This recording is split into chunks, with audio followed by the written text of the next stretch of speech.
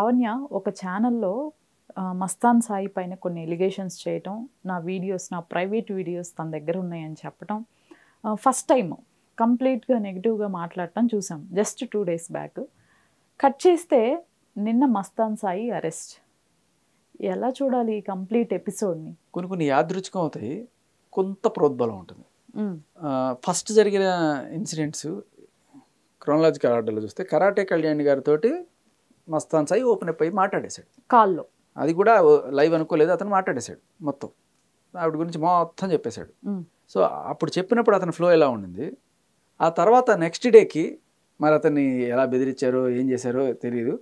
అతను సారీ అండి అని చెప్పి ఇంకో టీవీ ఛానల్ ముందుకు వచ్చి నేను అలా మాట్లాడి ఉండకూడదంటే, ఎందుకు సారీ చెప్తున్నారు మీరు అంటే, నేను అదే మధ్యలో బూతులు మాట్లాడాను అంటే, బూతులకి సారీ చెప్తున్నారా, మీరు చెప్పింది అంతా అబద్ధం అంటే, నేనేం అబద్ధం చెప్పలేదని, నేను what I felt I told అని చెప్పాడు.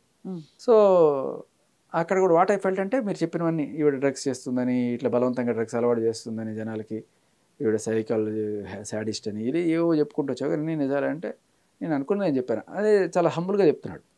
సో తర్వాత ఇంకా గుచ్చి ఆడడం మొదలెట్టాడు యాంకర్. మీరు అక్కడ గమనిస్తే ఒక పర్టికులర్ పాయింట్లో హీ లాస్ట్ హీ స్కూల్. ఎవరు? మస్తాన్ సాయి ఏమన్నాడంటే, ఇలా మాట్లాడమని నన్ను బెదిరిస్తూ ఒక మెసేజ్ వచ్చింది అన్నాడు. ఏంటి ఆ మెసేజ్? అక్కడ ఆగిపోయింది. ఆ యాంకర్ ప్రోద్బలం చేయలేదు, అలా అడగంగానే ఇట్లా లావణ్య ఫోన్ పీక్కొని కట్ చేసి కామ్గా చెప్పండి అని మాట్లాడుతాను.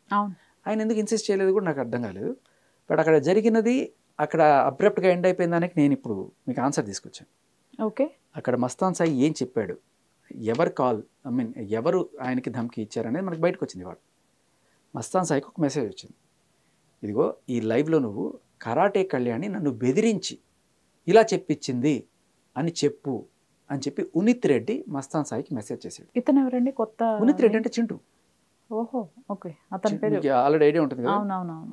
ఉనిత్ రెడ్డి, మస్తాన్ సాయి, ఈవిడ పేరేంటి లావణ్య, వీళ్ళందరూ ఒకప్పుడు ఒక బ్యాచ్.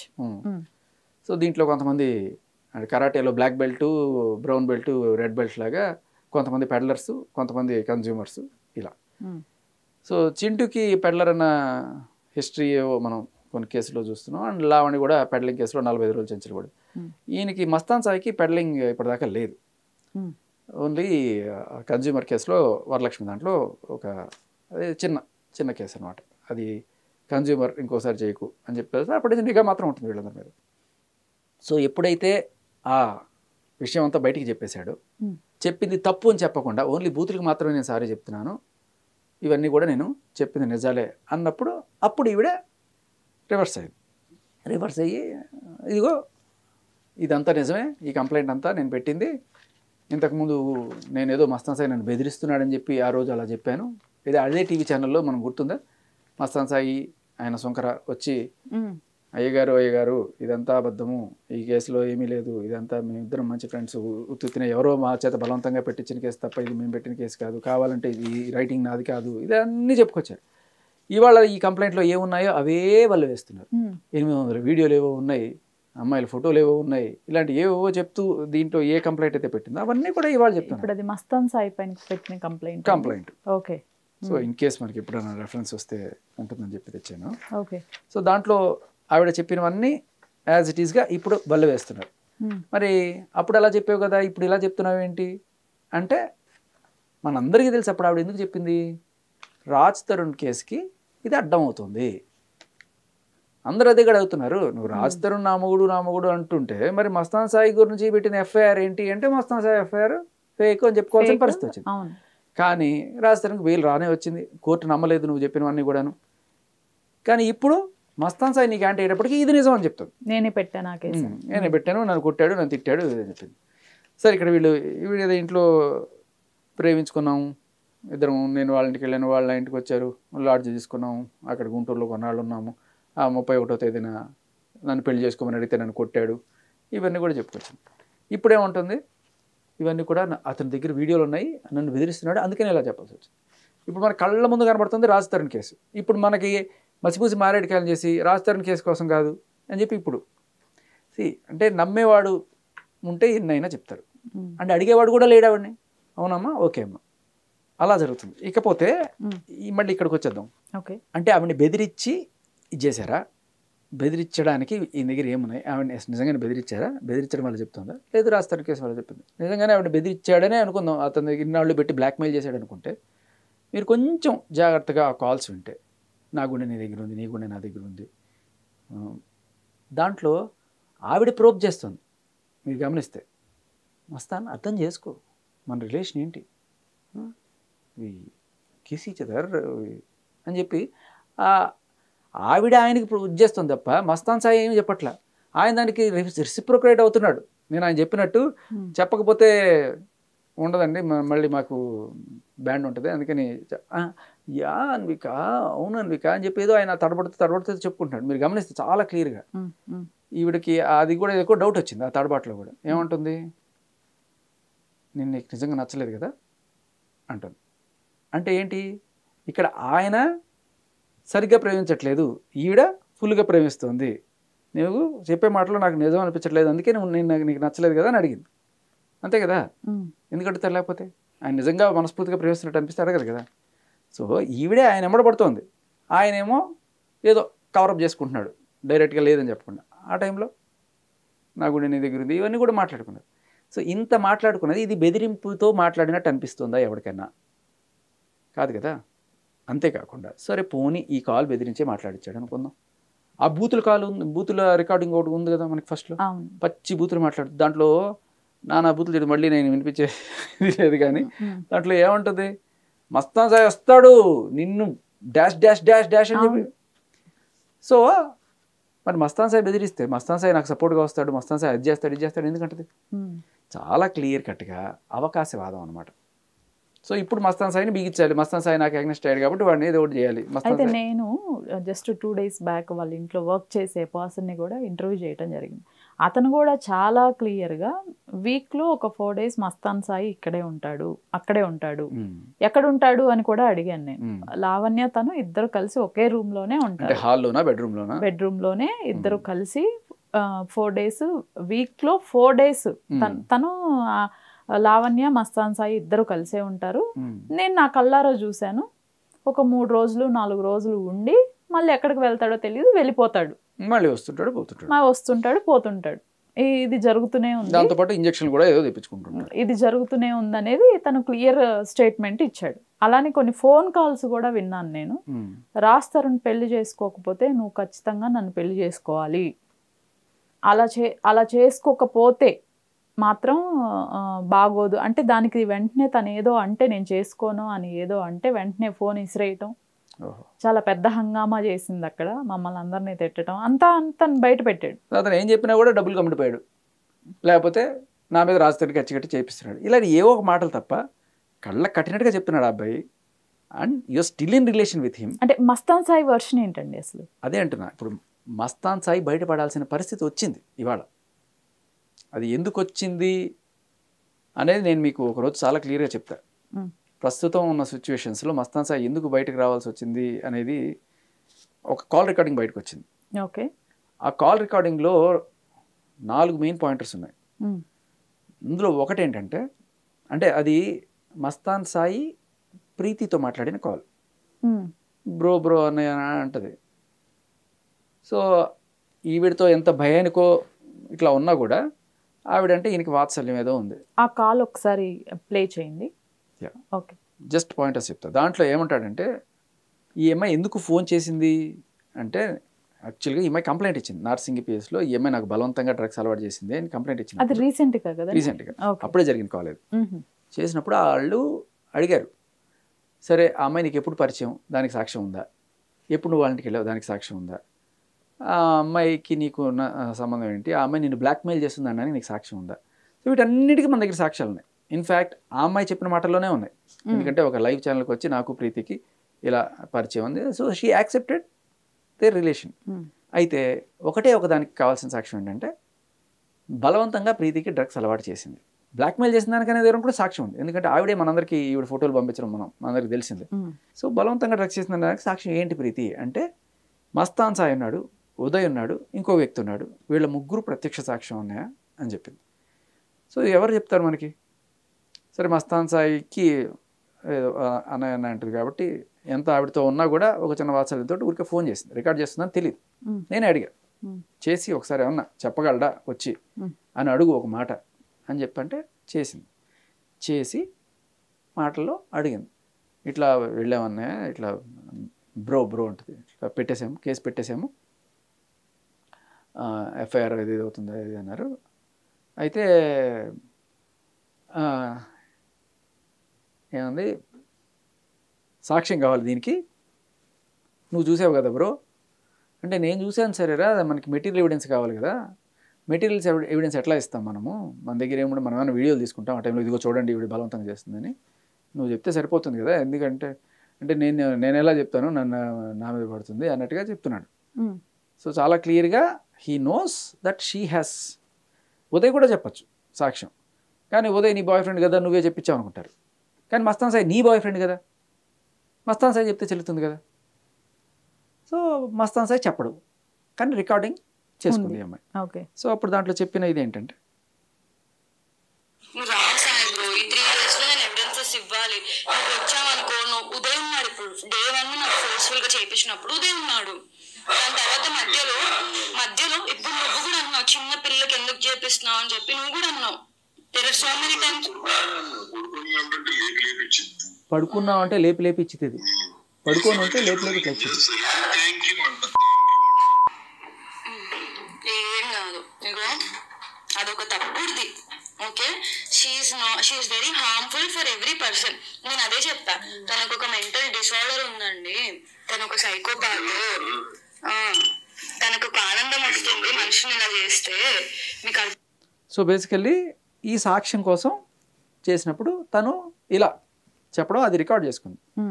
అయితే ఆ రికార్డులో సర్ప్రైజింగ్గా ఇంకొన్ని ఎలిమెంట్స్ కూడా బయటపడ్డాయి. అదేంటంటే, ఈయన ఏం చెప్తాడంటే, నాకు అప్పుడప్పుడు వీళ్ళిద్దరు ఏదో ఎంత లవ్ అయినా అప్పుడప్పుడు కొట్టుకుని ఉంటారు కదా, కొట్టుకున్నప్పుడు నేను ఇచ్చివాడేసా, నువ్వు ఎట్టాడు వాళ్ళు చేస్తావు ఏంటని చెప్పి నేను బాగా తిట్టాను, ఇదిగో ఈ చాట్ చూడు నేనేం పంపించానని చెప్పి ఒక స్క్రీన్ షాట్ పెట్టాడు. ఆ అమ్మాయిని తిట్టిన స్క్రీన్ షాట్ ఏదో పెట్టాడు.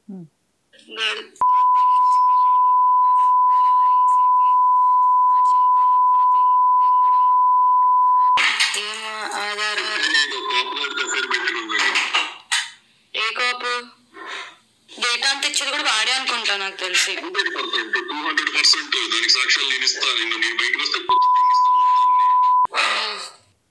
సో బయటికి రావాలనుకోవట్లేదు, కానీ నేను కనుక బయటకు వస్తే అప్పటికి కూడా మస్తాన్ సాయిని రకరకాలుగా బెదిరిస్తుంది అమ్మాయి.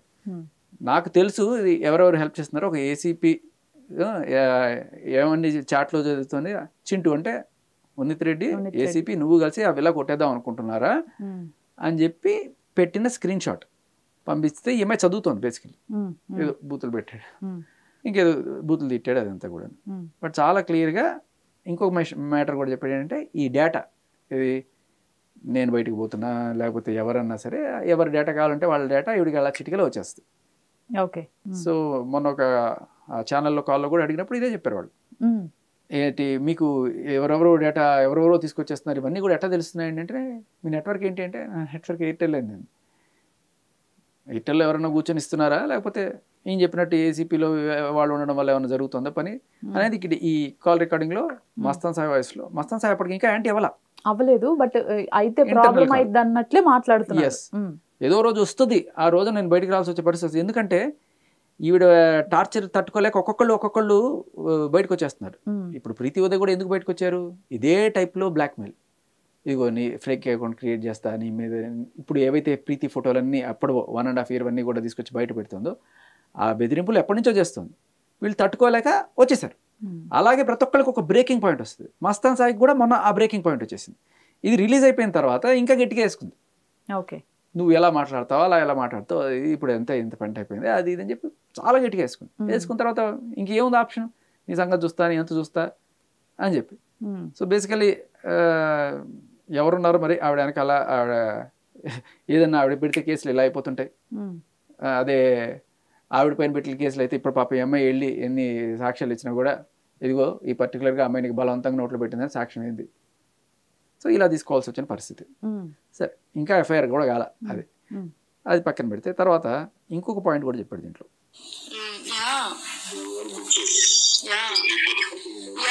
ఏమంటున్నా తెలుసా, ప్రభాకర్ చింటూ అలవాటు చేశాడని చెప్పాడు, కానీ చింటూ అలవాటు చేయలేదు. పాపం చింటూ అసలు ఏం తెలియదు.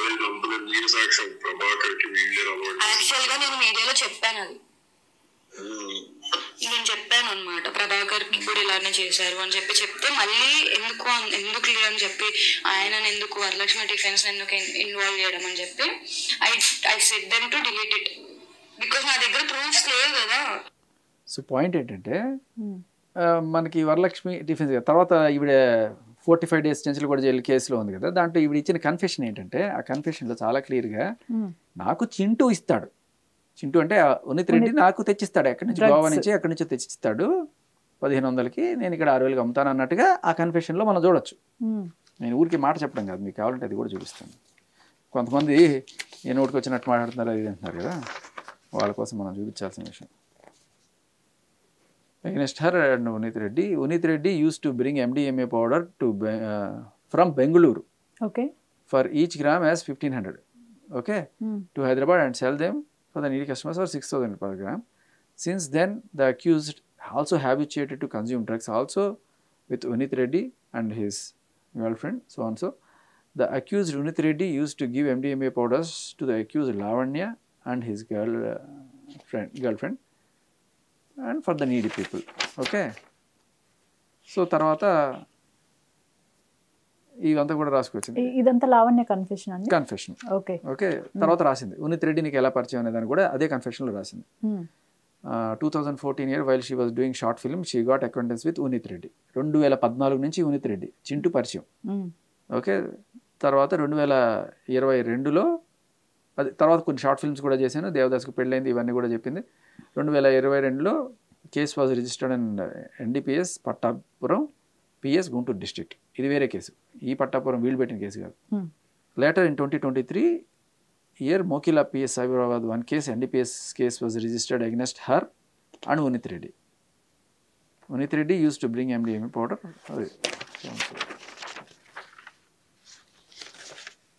The accused in her confession stated that they are native to Vijayawada, Andhra Pradesh. About 15 years back, they came down to Hyderabad, staying in Patancheru. The accused studied hotel management. Since then, the accused, along with her brother Karthik, are staying in their cousin brother's house. Raj Tarun anamata. Raj Tarun avaru? Cousin brother. Okay? At villa number 13. So on so. Okay. ఆ ఇల్లు అంత పెంట జరుగుతుంది, ఇంత drugs బాగోతాలు ఇవన్నీ జరుగుతున్నాయి, ఎంత రచ్చ జరుగుతుంది. నంబర్ శాస్త్రం నమ్మాల్సి వస్తుందేమో. ఇంటి నెంబర్ 13 అని సినిమాలు కూడా వచ్చాయి, దయ్యాల సినిమా. ఇంగ్లీష్లో ఇంటి నెంబర్ 13 అంటే పోయిపోయి ఆయన ఇంటి నెంబర్ 13 ఎందుకు తీసుకున్నాడు. సరే, పాయింట్ ఏంటంటే ఈవిడ డ్రగ్స్ కన్ఫెషన్ లో చింటూ నాకు తెచ్చిస్తాడు అని చెప్పింది. కానీ నిజానికి జరిగేది ఏంటి, ఇక్కడ మనకు తెలుస్తున్నది వరలక్ష్మి ప్రభాకర్కి కూడా చింటూ ఇస్తున్నాడు అన్నట్టుగా చెప్పుకొచ్చారు, కానీ నిజానికి షీఈస్ ద కింగ్ పిన్. ఈవిడే ప్రభాకర్కి, ఈవిడే చింటూకి, ఈవిడే మస్తాన్ సాయికి అలవాటు చేసినట్టుగా ఇక్కడ తెలుస్తుంది. బేసికలీ 2014 నుంచి చింటూ పరిచయం. సరే, చింటూతో ఏదో రకంగా అలవాటు అయింది అనుకుందాం, లేకపోతే ఈవిడ చింటూకి అలవాటు చేసింది అనుకుందాం. 2014 నుంచి వీళ్ళకి. ఇప్పుడు ఈ చింటూ అనే పర్సన్ కూడా లావణ్యకి ఎవరండి, ఫ్రెండ్ 2014 నుంచి. అంటే ఆవిడ కాన్వర్జేషన్లో ఒక మాట అంటది, నాకు అర్జెంటుగా మగాడు కావాలి, చింటూ లేడా, నా చింటూ లేడా అంటది. So that shows their closeness. సరే, ఒకప్పుడు ఉండొచ్చు, తర్వాత she could have move to Raj Tarun and then move to Mastan Sai, అలా ఉండొచ్చు. ఓకే. అది కూడా నేను తప్పు పట్టాను, దట్స్ దేర్ చాయిస్. ఒకటేసారి ఇద్దరితో ఉంటే అది కూడా వాళ్ళ చాయిసే, కానీ బట్ ఉన్నప్పుడు ఇంకొకరి మీద కేసు పెట్టలేవు, అది నా పాయింట్. సో అక్కడ ఆ చింటూకి ఈవిడిచ్చిందా, ఈవిడ చింటూకి ఇచ్చాడో తెలియదు, ఒకరి మీద ఒకళ్ళు చెప్పుకుంటున్నారేమో మొత్తానికి. బట్ ఈవిడైతే ఆ కన్ఫెషన్లో చింటూ నాకు ఇచ్చేసాడని చెప్పేసింది. బట్ ఇక్కడ మనకు అర్థమవుతుంది ఏంటంటే చింటూకి, ప్రభాకర్కి, వీళ్ళందరికీ కూడా ఈవిడే ఇస్తుంది. సో ఈవిడికి ఎక్కడి నుంచి వస్తుంది అంటే, ఒకటి మీకు గుర్తు తెచ్చుకుంటే ఈ ఢిల్లీ నుంచి వస్తున్న వాళ్ళని పట్టుకున్నారు ఇక్కడ విజయవాడలో. అవును, ఢిల్లీ నుంచి డ్రగ్స్ సప్లై చేస్తున్నవాడు దొరికాడు 40 గ్రాముల మెత్తతోటి. అదే ఢిల్లీ నుంచి ఈవిడ కూడా వచ్చింది పట్టుకున్నప్పుడు. So the source is somewhere in Delhi. ఢిల్లీలో కాదు, గోవాలో కూడా ఒక అడ్రస్ ఉంది, ఢిల్లీలో ఒక అడ్రస్ ఉంది, అండ్ బెంగళూరులో కూడా ఒక అడ్రస్ ఉందన్నట్టుగా మనకు తెలుస్తుంది. సో వాట్ ఎవర్, ఈవిడ అమెరికా నుంచి ఇక్కడికి వచ్చి ఇక్కడ కొన్నాళ్ళు ఢిల్లీలో గడిపి తర్వాత ఫ్లైట్లో రాకుండా ట్రైన్లో రావడం ఒక సస్పిషన్. ట్రైన్లో వచ్చిన తర్వాత లగేజ్ ఓపెన్ చేయకుండా ఉండడం సస్పిషన్. ఆ లగేజ్ ఓపెన్ చేసారా తర్వాత మొత్తానికి ఆవిడ దగ్గర 5 గ్రాముల మెత్త దొరకడం అనేది మనం చూసిన ఫ్యాక్ట్. సో ఇప్పుడు మనకు తెలుస్తుంది ఏంటంటే ఆవిడ అప్పుడు కన్ఫెషన్లో వాడి మీద దోసేసింది, కానీ ఇక్కడ ఇది కూడా బయటకు వచ్చింది మనకి.